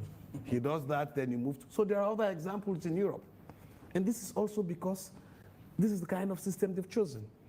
My position is, let's look across the world and see power sharing in the strict sense of the word, right? You only have 2 models. And those models are, you are coming from a violent conflict. You want to resolve that conflict, bring the parties together, sign an agreement, legislate it. Let's run together until we have stability. Can the conflict between the APC and the SLPP qualify in this case of Sierra Leone? It requires, I don't have what it takes to do that. It requires a national dialogue to say, are we divided enough such that we need power sharing? And I've shared with you, I sit in very central conversations, right? My office, International IDEA, supports the implementation of the tripartite committee recommendations. I know for sure where progress has been made on a couple of things. I am also aware where there are limitations where we need to make progress. What we need to do in Sierra Leone is to say, yes, we have a problem of winner takes all. Yes, we have a problem where a lot of people are not guaranteed of job tenure and job security when government changes. Speaking of that, winner takes it all in itself. Is it a problem when the president has the prerogative to choose who he wants to appoint? We've said in the past, we have instances where President Bio had made appointments from people in other, who are not APC members. We've seen even President Bio appoint people who used to be. Say, are not really SLPP members. The appointment, the winner takes it all, the power to appoint is on the president. Yeah. The president has the prerogative to choose who he wants to appoint, not restricted by constitution to say they have to be members of your party. Yeah, they don't have this. So it means if the president has the goodwill to say, let us start by fixing. I've also had this conversation. If you want to talk about power sharing, let's start now. Let's don't wait until 2028. Change your vice president, give another. He can't. I'm just joking. But take half of your ministers, appoint members of the APC, and let's see how that works. I know that will be problematic. But the idea is, and let's also go from that point to say, is it a good idea as a country that we begin to have a conversation to have inclusive government where everybody has a seat on the table? I think fair enough, right? That is a good conversation. But every conversation of that nature has to be situated on a context. The context matters. And this is what I say with political parties all the time. The context is the tension we have in this country is not because PMDC is operating as a political party. It's not because NDA is operating as a political party. No, there's never been any tension that the country has known about between other political parties. The tension has always been between the two leading political parties. And so it gives people the impression that when you talk about power sharing, right, you are essentially saying, let the APC and the SLPP share power. And this is why PI has been criticized, right? In the last election, when it was first passed the post, you had 4 political parties. APC, SLPP, NGC, and C4C. Yes, 4 political parties plus 2 independent candidates. 3 independent candidates. When we move to PI system, which supposed to have a multiplicity of views. Because that was the cell, that the PR would bring inclusivity. And we saw the opposite. The opposite happened. Take the same for a power sharing. The cell here is when we share power, we'll be united, we'll bring everybody together to the sharing table. I'm not saying it's not going to work in Sierra Leone. Experience in other parts of the world show that that cell has produced the opposite result. What are the pros and cons of a power sharing for Sierra Leone's context? A power sharing provides an opportunity in which you guarantee, let's don't hide about this, it's a question of bread and butter, right? Because the presidency is very powerful. And this is our biggest problem. The presidency is too powerful than the other 2 arms of government. In other parts of the world, the other institutions, they try to sort of manage that power, right? Across the world, these 3 arms of government that we teach our students all the time, that say they are equal, they checkmate each other. Over time, the executive has become the most powerful, rather than all of them checkmating the other. But in other countries, right, that power has been reduced. America, I give you an example. America is an example where Congress is in charge of budget. It is only what Congress authorizes that the president spends. If Congress does not authorize the budget, the president cannot spend. And it does not matter whether the speaker comes from the Republican or Democrats. The Democrats can shut down government. So the government in the US right now is shut down. President Trump is under obligation to go sit with the opposition leaders and say, can we sit down and talk? The opposition will say, okay, we are ready to approve this budget, but this is what matters to us. So, because you become president, you are head of the executive, you can appoint everybody. In fact, the problem is not even the ministries. People think, oh, listen, ministers are not, they carry some status, but they are not the most powerful people. The honorable members can tell you, go to places. You go to the financial sector. These are very powerful guys. Auditor General, right? The guys at NRA. These are the people who generate the resources. People worry that what gets you close to those roles if you have the presidency, and which is why we're fighting. And we're not very clear. Are we also going to share all of that, including all other appointments that the president makes? The president can create new roles that are not even within the Constitution, right? Does that mean at any time the president wants to create that role, right? We discuss, we sit down and discuss. You can do all of that. Look at what is happening in Lebanon. There's always been question that, yes, we share power, but we don't consult when we take those decisions. So there are It may or may not work. There are many unanswered questions on this power sharing proposal that President Bio has put forward. But Honorable Givao, on this panel, you're the best person to ask this question. As passionate as President Bio seems about this power sharing, why hasn't he put it in practice since his first term to now? Even to say, let me just show them an example of what I mean by power sharing in his appointments. Again, he's the president. The president has the power to hire and fire. Femi, and I would say President Bio has an all-inclusive government than any other president that has governed this country. How? As it is. In this cabinet of his, I mean, we will not go naming names. There are people that are cabinet ministers that are not SLPP. Who? They are there. I will not come here on public forum to actually name names. You have people in his cabinet, you have people leading or heading department agencies that are not SLPP.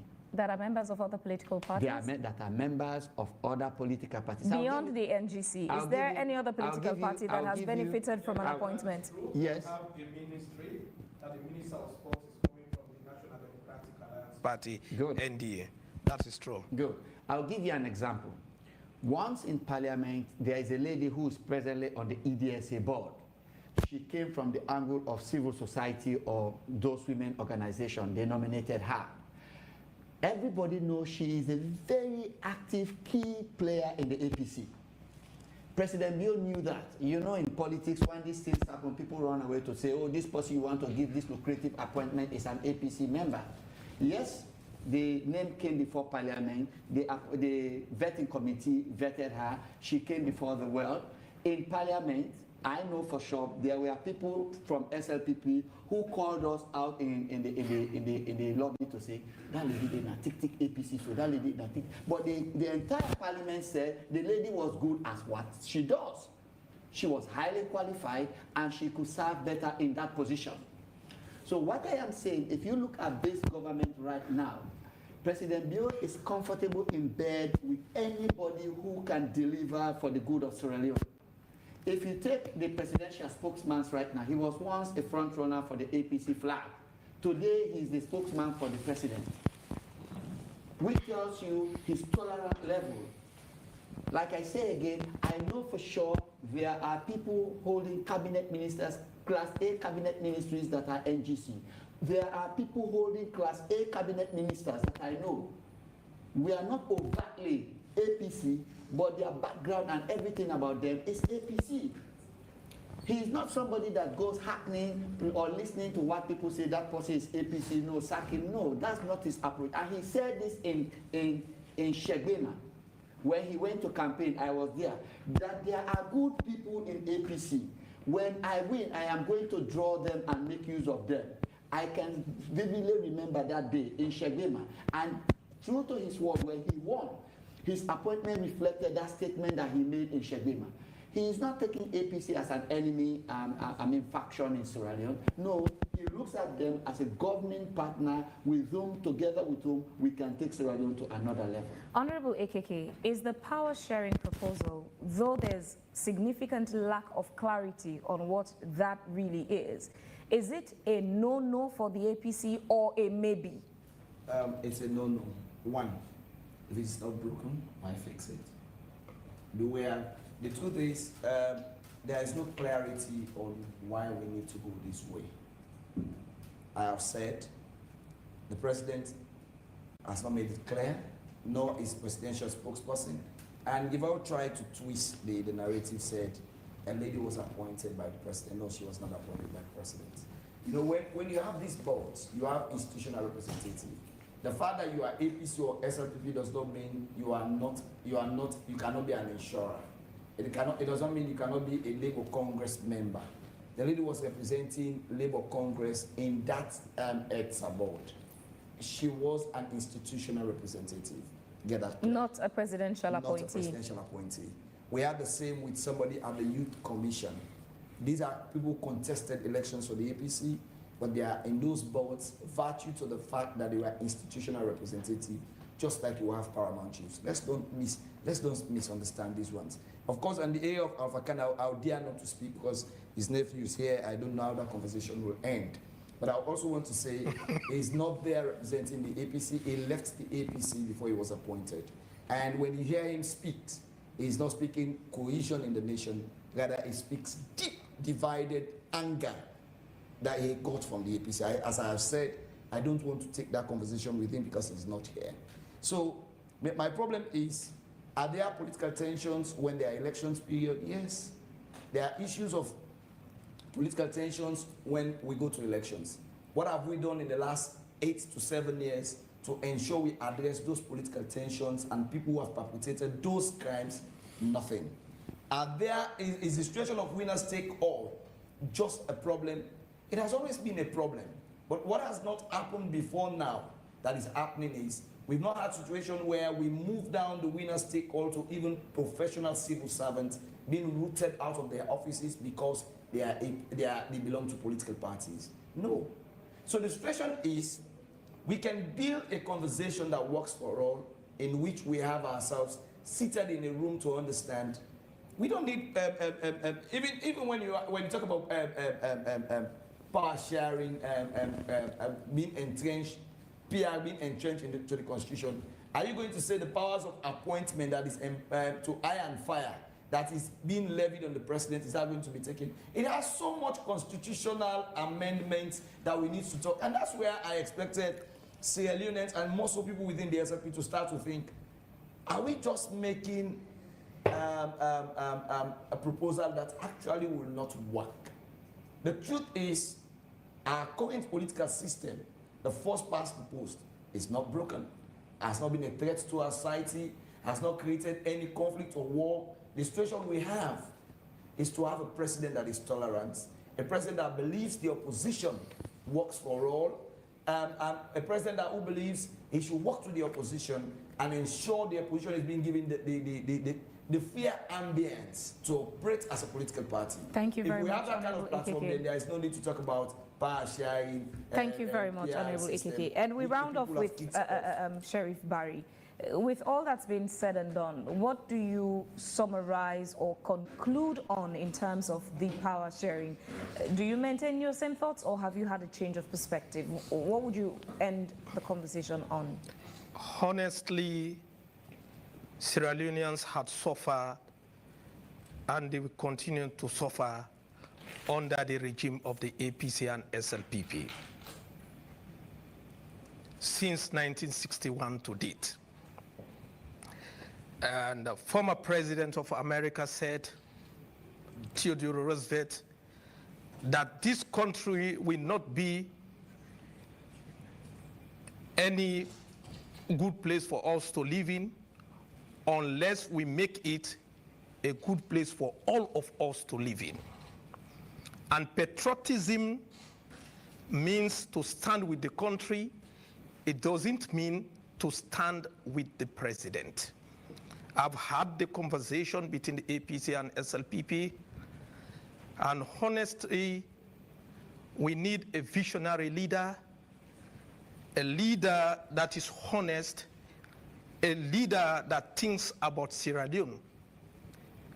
Nobody will dispute the fact that winner takes it all has affected this nation, and it continues to affect Sierra Leoneans. We need to solve that problem. If you watch at the judiciary, the tenure of office of the Chief Justice is not secured. You think of the police, the IG, the head of the military. All these things are recipe to create discord between and among Sierra Leoneans. We need a judiciary that cannot be dictated by the executive. Or even you members of parliament, you need to do your due diligence to this nation. You need to do your functions. Look at what is going on in terms of the audit service. Here in, here out, there are a lot of colossal of money which is accounted for. Sierra Leoneans are not happy with you guys in the APC and SLPP. We are behind today because of your political policies, which is not working for this nation. As NDA, we have our model.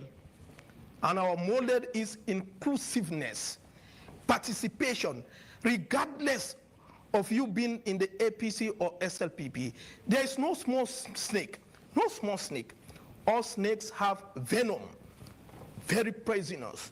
So if you include all other players, all other political parties, we can make Sierra Leone the Dubai of Africa. So that's my humble submission. We do support power sharing based on our own model. And we are waiting for the government to bring... Already. You have a minister there. Thank you very much. Thank you. Sorry. Well, this is what would end today's edition of AYV on Sunday. On the panel were Honorable Indolo Geval, representing the Sierra Leone People's Party in Parliament, Honorable Abdul Karim Hamid Kamara, representing All People's Congress, APC in Parliament, Dr. Idris Mahmoud Tarawali, lecturer, Department of Political Science, Frabe College, University of Sierra Leone, and Sharif Bari, National Chairman, National Democratic Alliance, NDA Party.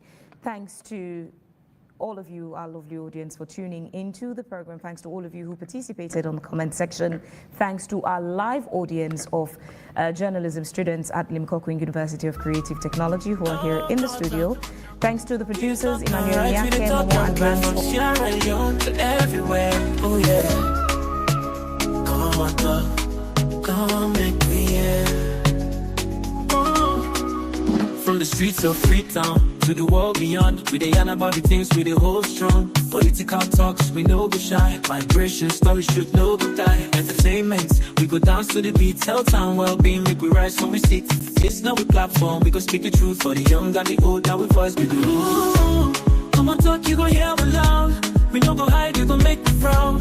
From Salon to the world, we dey stand tall. Come here, we are.